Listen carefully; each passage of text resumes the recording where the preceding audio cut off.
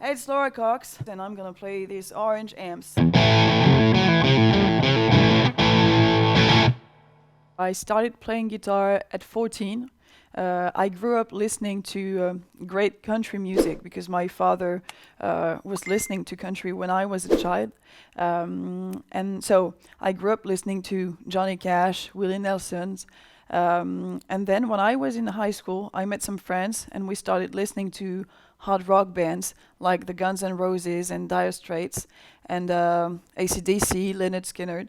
And that's when I really got interested in playing guitar. And I think I chose the guitar because when you're into rock and roll, that's the main thing you hear. You just want to recreate the riff you grew up listening to. So yeah, I'm not sure I choose the guitar. For me, it was I had no other choice. It was I wanted to play guitar there for no reason, but I knew I wanted to do that. So yeah, I grew up listening to country, then hard rock bands, and when I started playing the guitar, my main influences were Slash, because for me he's the guitar hero, and I fell in love with his sound, his tone. I really loved his tone on "Knocking on Heaven's Door" solo, and I always thought he was playing on a Les Paul, where on the Les Paul on the neck pickup. So I bought a Les Paul, and then I realized I read somewhere that actually this solo was recorded with a flying V. So, but I still love Les Paul, and I'm still playing one. So yeah, my first guitar hero was Slash. Then Mark Knopfler, because I was totally obsessed with his finger picking, his right hand technique. And I think Mark Knopfler is also a lefty playing right-handed like me. And there was also later Joe Bonamassa, because for me he's just perfection. Like his right hand technique has nothing to do with Mark Knopfler, but he has a very articulate way of playing his right hand. So these were my three favorite guitarists. So I started playing the guitar at 14, and then I think that 2 or 3 years after that, 2 years I think, I started uploading videos on YouTube. But at that time, I really had nothing in mind. I was just spending a lot of time watching other YouTubers covering classic rock solos, and I wanted to recreate those solos, and it motivated me to play like them. So yeah, I started uploading videos, and I don't remember the exact year. I think it was in 2006, maybe, my first video. So it's old, um, and but yeah, I really had nothing in mind, not any goal, any idea of a career or something. I was doing studies, and and yeah, I could spend hours watching videos on YouTube and playing those solos. And then I met Mathieu, the other guitarist in the band, and he told me, you have to go out and play with real musicians instead of playing alone in your bedroom. And at the time, I was really not shy, but I like to play guitar just on my own, recording my own videos, and just be in my bedroom on my own. And yeah, he told me you have to go out to meet real musicians and to play with them. And I wasn't really feeling comfortable at first. And yeah, we started the band like in 2014, I think. So almost 10 years after I started playing guitar. It's a long time because I know most of the time guitarists start to learn and then they go in a band just right after. And I think I should have done that because like almost 10 years is a long, very, very long time. But yeah, we started the band, and there wasn't a real transition between the YouTube and the band. I'm still doing both. But yeah, the band now is my main activity, and it's my priority now. But I don't want to give up on YouTube, because that's where I started, and I know that people will never get to see us live, so they just have YouTube, and I want to keep uploading videos from times to times. So we have this new album. It's called Burning Bright. It was released in last November 2019, and this time it was released worldwide, and that's why I'm so happy about it, because more people get to listen to it. And the difference between Burning Bright and the previous one, Hard Blue Shot, is that Burning Bright is a more personal album, I think. Hard Blue Shot was more classic rock. It was really a mix between all of my guitar heroes. And Burning Bright is more like what I'm listening to right now. Newer stuff. There are different atmospheres. We have softer songs, we have harder songs. And like I said, it's more personal, because when we recorded our first album, Hard Blue Shot, I mostly wrote the lyrics with Mathieu, the other guitarist in the band. But Burning Bright, I think I almost wrote everything by myself. And it's more mature. It sounds like what we are listening to right now.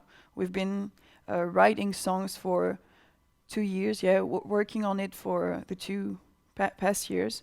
And we're really happy about it. We recorded it last January, I think, and now we are already working on the next album, and trying to find new riffs and new ideas. And I can't wait to record our new album. So, but I'm really happy about Burning Bright, and people are extremely nice about it, and they seem to like it. And like I said, it's worldwide now, so it's a really good thing for us. I played with orange amps for as long as I can remember. Actually, I think we started the band like in 2014, and at that time I got a dual terror. Because it was a small and compact head, and that was the only head I could carry. It was really easy to use, easy to take on the road. But Mathieu, the other guitarist, had a big Marshall amp, and I wanted a fatter sound. So I switched for a Rockerverb 50, and then more recently I got a Rockerverb 100, and it's great. It's like the classic rock sound that I like, and we have different sounds in the band. Like we have Marshall, and I have orange, because I prefer the fat tone. I like how orange sounds, thick and organic. It's and they look great on stage. We have those big stacks, and they're great. So, yeah, orange are my go-to amps for as long as I can remember.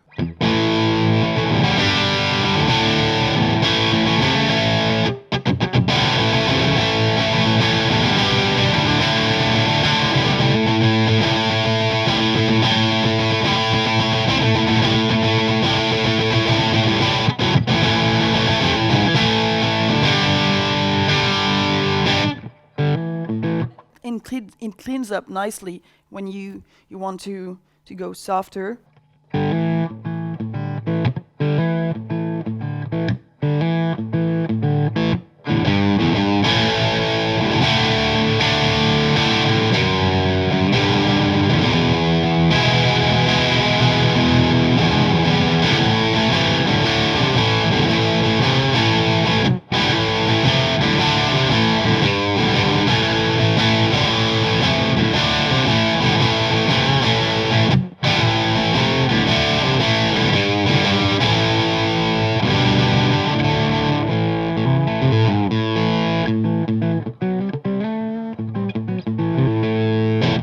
Yeah, so I love orange amps.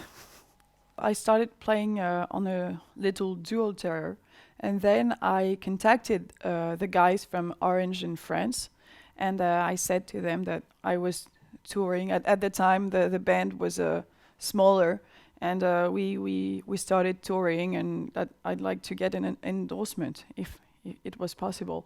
And the guys were really enthusiastic. So it began like this, and then they got me in touch with the guys in England and in the US and in Spain. We got to play in some convention and some. It was great. So it started like this. I was already playing orange amps, and then I got in touch with the guys in France, and everything just escalated. And I'm still here playing orange, so everything is great. I think I'm lucky because I never really had any bad experiences. I'm surrounded by a great team, and we mostly meet really nice people on the road. It's fun and cool being a girl on tour and playing rock and roll. I can't complain. There's some really great sides about it. And yeah, I'd like to think that being a man and a woman, or a woman, in the music industry is the same, but I don't really think so, because being a woman, you have to work twice as hard to prove that you're here for a reason and that you can make it. But that's a good thing. It's motivating. I have to work harder and harder, and yeah, I can't wait to keep on touring and recording new albums. And for the new little girls that are starting playing guitar, I'd say just listen to yourself. If you want to play rock and roll, just don't buy a classical guitar or an acoustic one. You can just start playing rock and roll on an electric guitar. It's a great thing, and I think that most of the time girls think that they have to choose the acoustic guitar because it's softer music, and it's something that girls usually play. But no, just pick up an electric guitar and play rock and roll, and it's all that matters. So yeah, just listen to yourself. Don't listen to anybody else, and everything will be fine.